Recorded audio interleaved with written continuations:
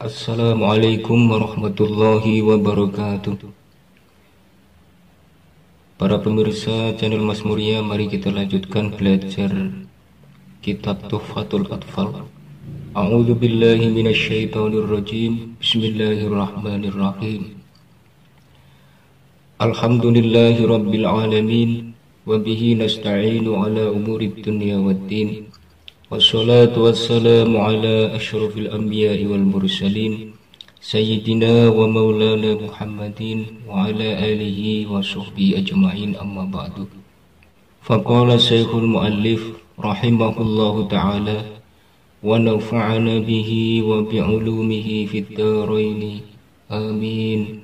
Subhanaka la ilma lana illa ma 'allamtana innaka antal alimul hakim. Illa idza kana fi kilmatin fala tudegim katun ya summasin wa nintala. Illa idza kana kejaba nalikane ana apa nun mati lan tanwin fi kilmatin iku tunggal sak kalimah fala tudegim mongko aja maca idgham sira. Utawi contone kat dunya iku kaya lafaz dunya summa sinwanin nuli kaya lafaz sinwanin tala kang nyandingi opo sinwanun.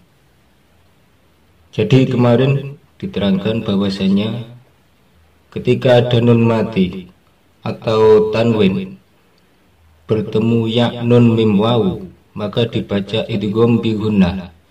Itu ada syaratnya. Syaratnya adalah beda kalimah. Kalau satu kalimah, maka harus dibaca idhar. Idhar mutlak, bukan idhar khalqi, tapi idhar gitu aja. Contohnya seperti lafaz dunya, sinwanun, nunnya dibaca jelas, dunya, sinwanun. Beda dengan yang kemarin.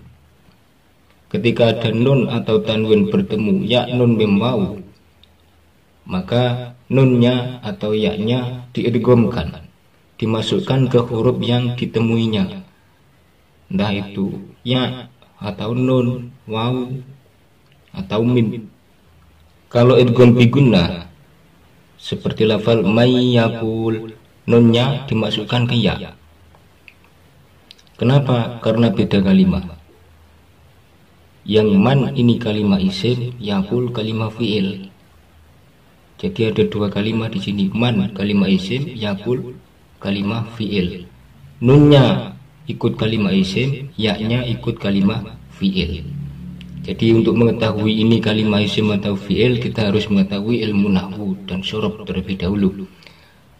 Tapi nanti saya akan jelaskan bagaimana cara mengetahui satu kalimah atau beda kalimah tanpa harus mengetahui ilmu nahwu syaraf.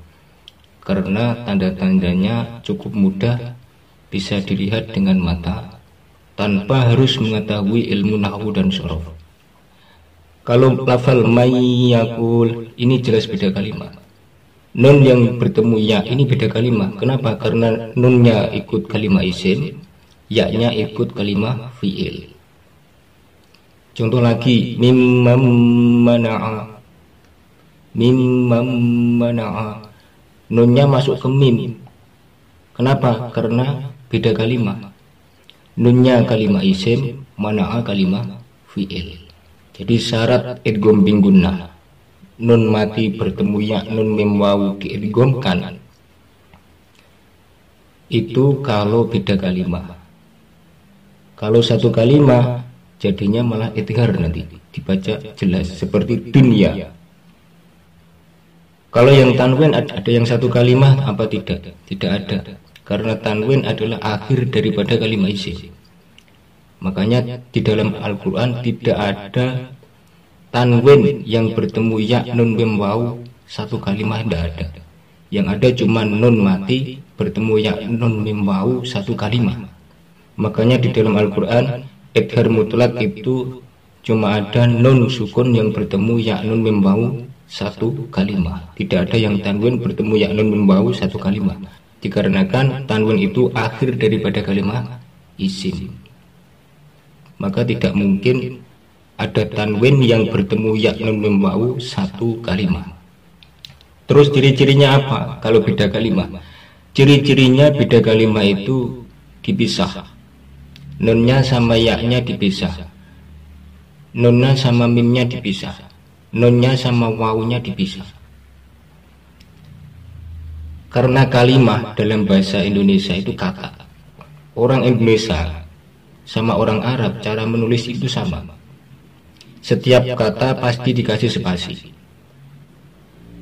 Ada spasinya. Contoh, ini Budi. Ini setelah menulis ini pasti spasi baru Budi. Sama dengan tulisan Arab. Jadi syarat daripada idgham bin gunnah itu beda kalimat. Ciri-cirinya nunnya dipisah dengan huruf yang ditemuinya, yaitu ya atau mim atau wawu, itu pisah, tidak gandeng. Sedangkan untuk yang satu kalimat itu pasti digandeng. Contoh dunia, nunnya digandeng dengan ya. Ini dibaca idghar. Walaupun ada nun sukun bertemu ya, tapi dibaca idghar. Kenapa? Karena satu kalimat, satu kata. Dunia artinya ya dunia. Ini satu kata. Jadi kalau ada nun sukun bertemu ya, pokoknya hurufnya idgham bin gunnah, kok digandeng, itu namanya idghar. Nunnya dibaca jelas, dunya, tanpa dengung, dunya. Contoh yang bertemu wawu, sin wa nun, in wa nun, un wa nun. Jadi kalau ada nun mati,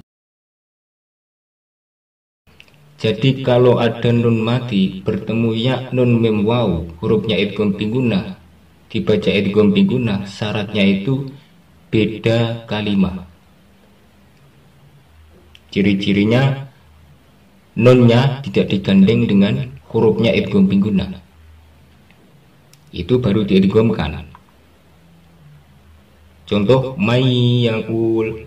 Tetapi kalau satu kata nunnya yang bertemu ya nun mim wawu itu satu kalimat, ciri-cirinya itu digandeng. Nun sukunnya digandeng dengan ya, dengan wawu, maka itu namanya satu kalimat dan harus dibaca idghar. Contoh dunia, sin wa nun.